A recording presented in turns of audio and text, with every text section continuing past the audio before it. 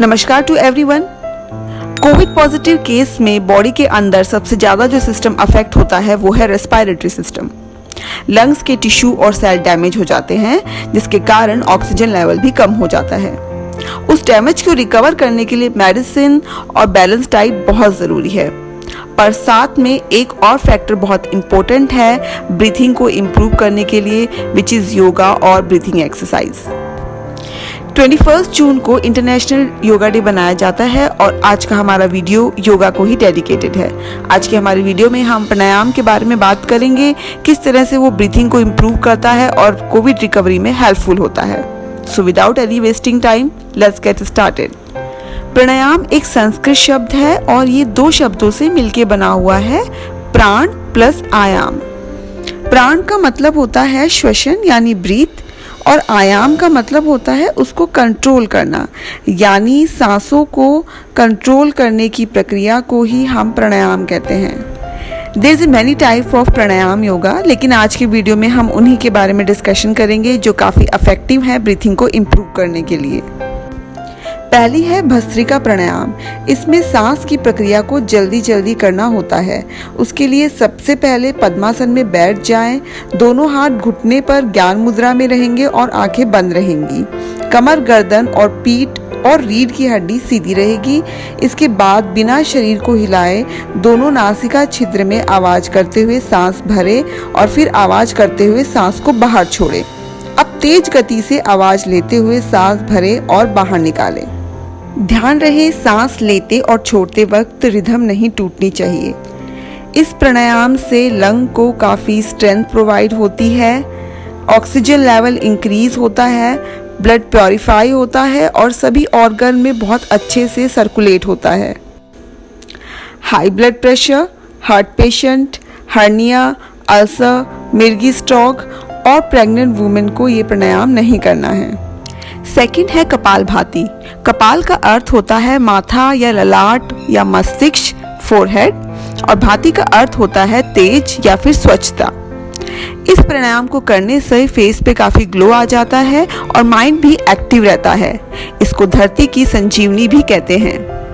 कपालभाति प्राणायाम करने के लिए सबसे पहले सुखासन या पद्मासन में बैठ जाएं, रीढ़ की हड्डी सीधी रखें। इसके बाद तेजी से नाक के दोनों छिद्रों से सांस को यथासंभव बाहर फेंकें, साथ ही पेट को भी अंदर की ओर खींचें। इसके बाद तुरंत नाक के दोनों छिद्रों से सांस को अंदर खींचते हैं और पेट को बाहर आने देते हैं।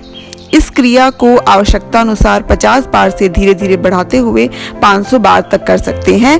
क्रम धीरे धीरे बढ़ाएं। कम से कम 5 मिनट और अधिकतम 30 मिनट तक इसको कर सकते हैं। कपालभाति प्राणायाम के काफ़ी सारे बेनिफिट हैं। अगर हम रेस्पिरेटरी सिस्टम की बात करें तो अस्थमा, कफ या अदर डिजीज जो लंग्स से रिलेटेड है उनको ये कंट्रोल करती है, खत्म करती है। इसके अलावा वजन घटाने में, कब्ज, एसिडिटी, गैस्ट्रिक जैसी पेट की सभी समस्या मिट जाती हैं। कोलेस्ट्रॉल और डायबिटीज को कंट्रोल करती है। हीमोग्लोबिन और कैल्शियम के लेवल को बढ़ाती है। कैंसर जैसी डिजीज में भी ये काफी इफेक्टिव है। कपालभाति प्राणायाम करने की भी कुछ प्रिकॉशंस हैं। सबसे पहले इसको हम खाली पेट करें। अगर खाना खा लिया है तो उसके 4 घंटे बाद ही इसको करें। अगर किसी को कॉन्स्टिपेशन है यानी कब्ज है तो उस कंडीशन में इसे ना करें। अगर करना है तो सबसे पहले गुनगुने पानी में नींबू डालकर पेट साफ करें और उसके बाद ही इस प्राणायाम को करें। हार्ट पेशेंट या हाई ब्लड प्रेशर और जिसको पेट में गैस की तकलीफ है उसको ये प्राणायाम धीरे धीरे करना चाहिए, जैसे कि 1 मिनट में 60 बार।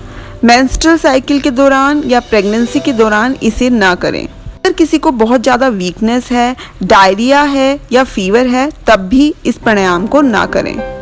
जिन लोगों का पेट निकला हुआ है वो ऐसा सोचते हैं कि हम एक दिन में जितना ज़्यादा कपालभाति करेंगे हमारी पेट की चर्बी उतनी जल्दी ही कम हो जाएगी, लेकिन ऐसा बिल्कुल नहीं है।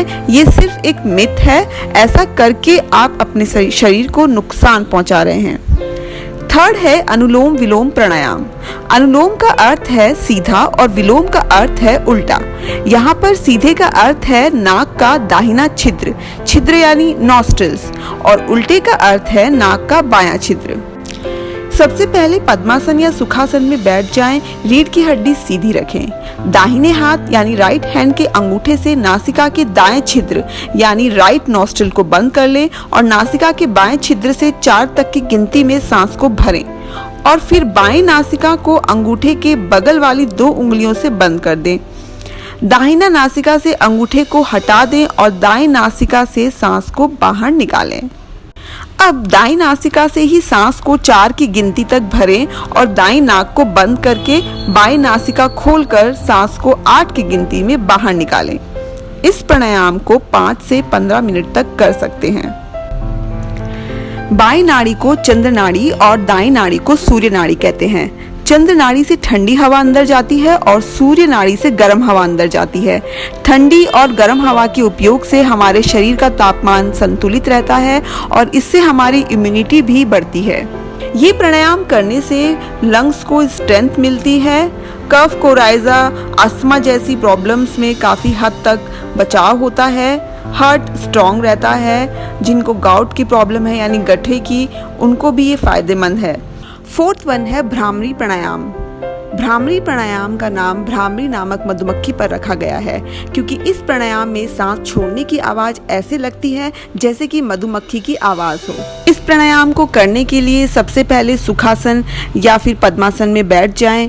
दोनों हाथ के अंगूठे से कान पूरी तरह बंद करके 2 उंगलियों को माथे पर रखकर 6 उंगलियों को दोनों आंखों पर रख दें और लंबी सांस लेते हुए कंठ से भंवरे जैसी आवाज निकालना है। इस प्राणायाम को करने से किसी भी तरह की नेगेटिविटी, टेंशन और गुस्सा कम हो जाता है। लास्ट वन है उद्गीत प्राणायाम। उद्गीत प्राणायाम करने के लिए सबसे पहले सुखासन या पद्मासन में बैठ जाएं और लंबी सांस लेके मुंह से ओम का जाप करना है। कोविड पॉजिटिव पेशेंट को या जो रिकवर कर चुके हैं उनको भ्रामरी और उद्गीत प्राणायाम करना चाहिए। उससे उनके मन में पॉजिटिव एनर्जी आएंगी, नेगेटिव एनर्जी दूर रहेंगी, मन शांत रहेगा और खुश रहेगा। आई होप आज के वीडियो में डिस्कस किए गए प्राणायाम की इन्फॉर्मेशन काफ़ी यूज़फुल रही होगी। अगर फिर भी आपको कोई क्वेरी हो तो कमेंट सेक्शन में मेंशन करिएगा। वीडियो अच्छा लगा हो तो लाइक करिएगा और नहीं लगा हो तो डिसलाइक भी कर सकते हैं। शेयर करिएगा और सब्सक्राइब करिएगा मेरे चैनल को। दीर्घायु भव। Thank you all.